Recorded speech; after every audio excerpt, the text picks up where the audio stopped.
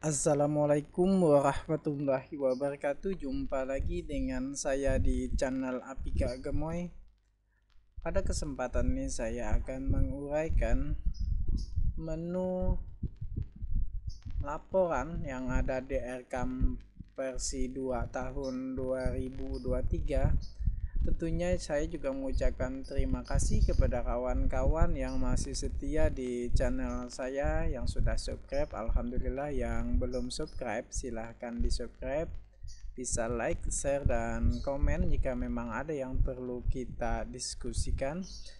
Ini saya sudah login sebagai bendahara di akun bendahara. Kita langsung saja ke menu laporan, kita uraikan sedikit. Nah, menu laporan ini ada 3 di pojok kiri. Ada laporan rencana, yang tentunya laporan rencana ini kita sudah harus mengisi rencana, baik itu tahap 1, tahap 2 maupun ada dana-dana lainnya. Nah, untuk rencana di pagu definitif ini sudah saya selesaikan, sudah saya isi, bisa dicek di channel saya di video-video yang lainnya. Nanti juga saya lampirkan di deskripsi. Laporan rencana ada 3 menu, itu ada RKAM.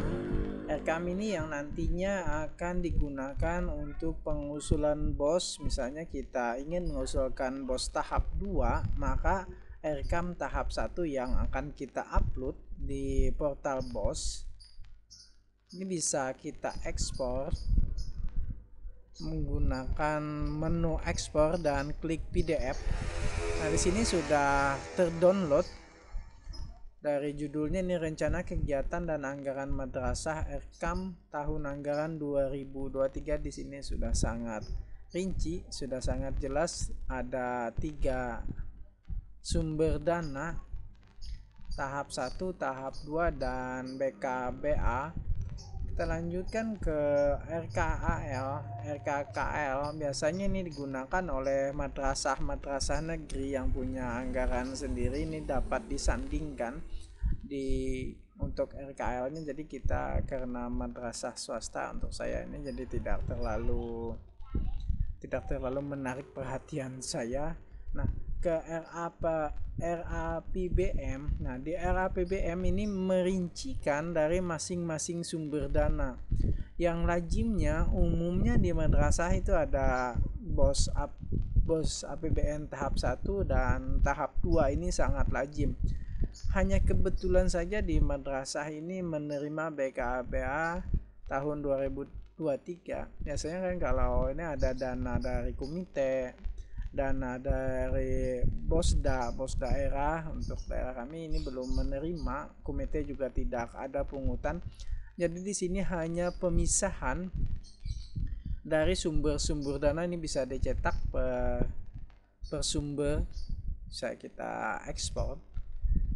Nah, di sini ada sumber dana dari pendapatan. Ini semuanya hanya rencana ya, kecuali yang tahap 1 ini sudah direalisasikan karena ini sudah bulan 7. Kita lanjut lagi ke laporan penata usahaan. Di laporan penata usahaan ini ada 4 item. Kita tutup dulu yang ini. Nah, di sini ada 4 item, ada BKU. Tentunya kawan-kawan sudah familiar dengan BKU. Ini buku kas umum yang mencatat semua transaksi kita. Bisa kita pilih ya di bulan 1 dan. Nah, untuk Januari memang saldo belum masuk, yang masuk di bulan Maret. Nah, di bulan Maret ini sudah terdapat transaksi, bisa kita cetak per bulan.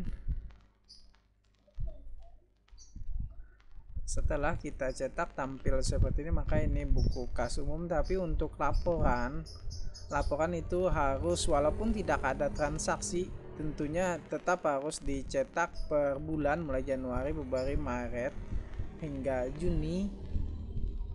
Di bulan Juli kita jilid. Untuk pembantu pajak 0, kita ke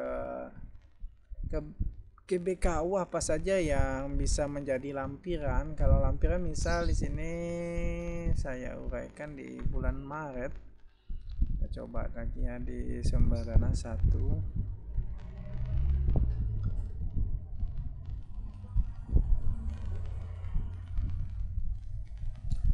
Nah, untuk ATK pembayaran biaya spidol dan lain-lain digabung. Untuk ATK sudah sangat jelas, yang menjadi lampiran ATK adalah bukti pembayaran baik itu nota, kwitansi dan lain-lain. Untuk honor, nah, honor pembayaran upah tukang biasanya umumnya kita hanya menggunakan kwitansi, tidak menggunakan jasa ya, jasa konsultan. Jadi kita hanya menggunakan kwitansi untuk sebagai bahan lampiran. Nah, pembayaran ini kan setelah ceritanya tadi sudah kita cetak untuk disusun, dibukukan, merupakan hard copy. Sebagai lampiran pembayaran gaji honor tentunya daftar, karena ini pembayarannya tunai bukan transfer. Kalau transfer kita menggunakan bukti transfer, kalau tunai itu menggunakan daftar rekap pembayaran untuk tiap-tiap bulan mulai Januari, tapi penanggalannya di bulan Maret karena dananya baru diterima Maret. Dan dilampirkan juga SK pengangkatan guru honor untuk masing-masing guru honor.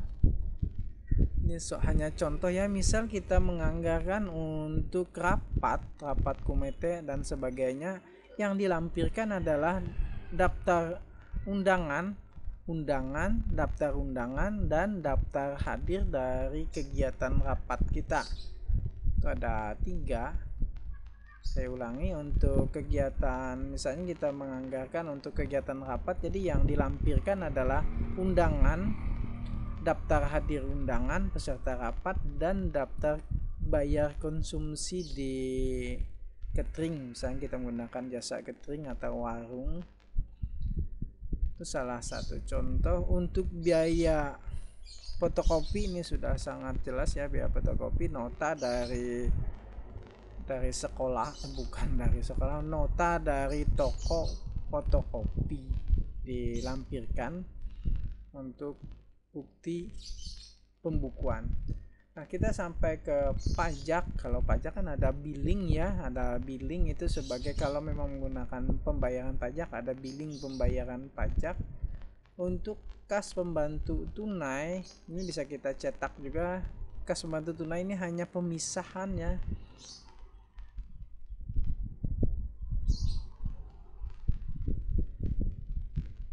Nah, di sini hanya pemisahan mana yang pajak, mana yang pembayaran menggunakan tunai, hanya pemisahan. Dan selanjutnya ke pertanggungjawaban. Di pertanggungjawaban bisa kita isikan bulan Januari sumber dana ini hanya untuk pencetakan, ini saldo belum ada karena belum ada dana kemarin juga tidak ada, maka kita ketikkan nihil. Bisa kita simpan di bulan Januari di tahap 1 itu tidak ada transaksi, bisa kita ketikkan nihil, kita simpan. LPG berhasil diubah, kita simpan di PDF, maka ini keterangan akan terisi tidak ada transaksi di bulan Januari. Nah, untuk bulan berikutnya bisa kita sesuaikan dengan saldo, bisa dicek di saldo di BKU. Misalnya di Januari tadi sudah langsung ke Maret, di Maret kita bisa cek di saldo akhir, kita cetak. Nah, di sini kita di pembukuan kan sudah ada berapa saldo sisa di Januari, kita anggarkan, kita pertanggungjawaban di Maret. Nah, di Maret sumber dana, nah kita masukkan uang tunai di brankas, uang cash ya di brankas, maksudnya walaupun kita tidak punya brankas, ada uang tunai nggak di sisa bulan 3 nya. Dan di bank, biasanya di bank kalau ditarik uang kecil ditarik habis ya, misalnya dapatnya 30 juta sekalian tarik, jadi di ini habis. Untuk penjelasan selisih, kalau memang ada selisihnya di mana, misalnya harga yang gimana gitu ya. Kalau biasanya ini tidak ada selisih ya, karena kita juga menyusunnya menggunakan aplikasi, sudah ketahuan selisih minusnya. Untuk laporan realisasi juga sama, bisa kita PDF kan. Laporan realisasi tentunya kita sudah menyelesaikan realisasi disertai dengan bukti-bukti fisik.